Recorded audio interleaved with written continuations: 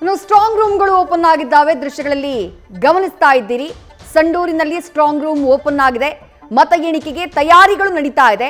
8 ಗಂಟೆಯ ಸುಮಾರಿಗೆ ಮತ ಎಣಿಕೆ ಕಾರ್ಯ ಆರಂಭ ಆಗುತ್ತೆ. ಅಲ್ಲಿಗೆ ಇನ್ನಿರುವಂಥದ್ದು ಕೇವಲ 20 ನಿಮಿಷಗಳ ಸಮಯ ಮಾತ್ರ.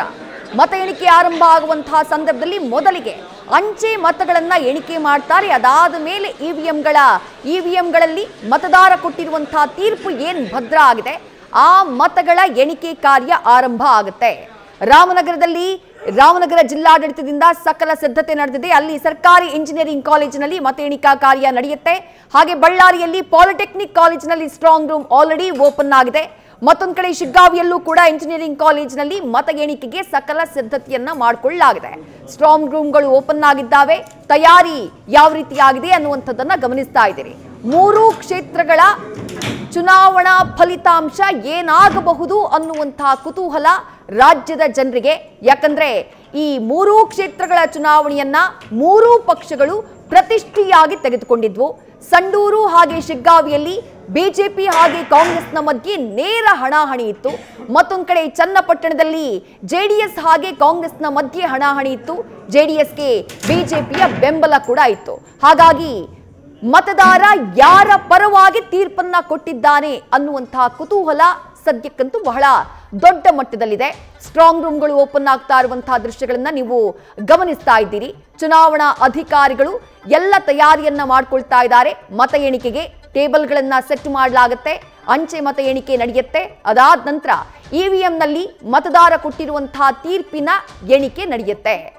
ಕೆಲವೇ ಹೊತ್ತಿನಲ್ಲಿ ಮತ ಎಣಿಕೆ ಆರಂಭ ಆದಂತಹ ಕೆಲವೇ ಹೊತ್ತಿನಲ್ಲಿ ಗೊತ್ತಿಲ್ಲ ಎಲ್ಲೆಲ್ಲಿ ನೆಕ್ ಟು ನೆಕ್ ಫೈಟ್ ಇರುತ್ತೆ ಅಂತ ಹೇಳಿ ಒಂದಷ್ಟು ಕುತೂಹಲ ಅಂತೂ ಇದ್ದೇ ಇದೆ. 3 ಕ್ಷೇತ್ರಗಳಲ್ಲೂ ಬಹಳ ಜಿದ್ದಾಜಿದ್ದಿನ ಪ್ರಚಾರ ನಡೆದಿರೋದ್ರಿಂದ 3 ಕ್ಷೇತ್ರಗಳನ್ನ ಪ್ರತಿಷ್ಠೆಯ ಕಣವಾಗಿ ತೆಗೆದುಕೊಂಡಿರೋದ್ರಿಂದ ಬಹಳ ನ್ಯಾರೋ ರಿಸಲ್ಟ್ ಬರಬಹುದೇನೋ, ಕಡಿಮೆ ಅಂತರ, ಯಾರೇ ಗೆದ್ರೂ ಅಲ್ಪ ಮತಗಳ ಅಂತರದಿಂದ ಗೆಲ್ಲಬಹುದು ಅನ್ನುವಂತಹ ವಿಶ್ಲೇಷಣೆಗಳು ಕೂಡ ನಡೆದಿದ್ದಾವೆ 3 ವಿಧಾನಸಭಾ ಕ್ಷೇತ್ರಗಳಿಗೆ ಸಂಬಂಧಪಟ್ಟ ಹಾಗೆ.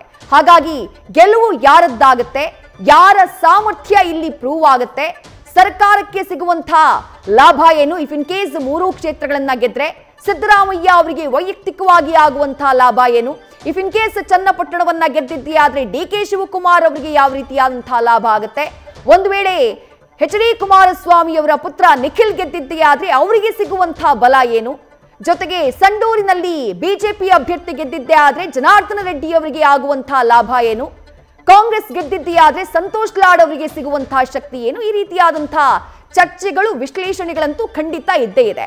ಮತ ಎಣಿಕೆ ಕಾರ್ಯ ಆರಂಭ ಆಗುವುದಕ್ಕೆ ಇನ್ನು ಕೇವಲ 20 ನಿಮಿಷಗಳ ಸಮಯ ಮಾತ್ರ ಬಾಕಿ ಉಳಿದಿರೋದು. ಮೊದಲಿಗೆ ಅಂಚೆ ಮತಗಳ ಎಣಿಕೆ, ಅದಾದ ನಂತರ ನೀವು ಗಮನಿಸ್ತಾ ಇದ್ದೀರಿ ಇವಿಎಂಗಳನ್ನ, ಅವುಗಳಲ್ಲಿ ಭದ್ರವಾಗಿರುವಂತಹ ಮತದಾರ ಕೊಟ್ಟಂತಹ ತೀರ್ಪಿನ ಎಣಿಕೆ ಆರಂಭ ಆಗುತ್ತೆ.